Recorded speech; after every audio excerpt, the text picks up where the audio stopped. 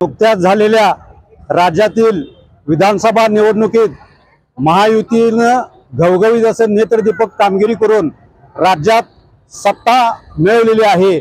मान्य देवेंद्रजी फडणवीस, मान्य एकनाथजी शिंदे आणि मान्य अजित पवार यांच्या नेतृत्वाखाली महायुतीनं हे यश मिळवले आणि आज महायुतीतल्या भारतीय जनता पार्टी जो सर्वात मोठा पक्ष आहे, 133 जागा भारतीय जनता पार्टीने या राज्यात आपल्या मिळवल्या आहेत।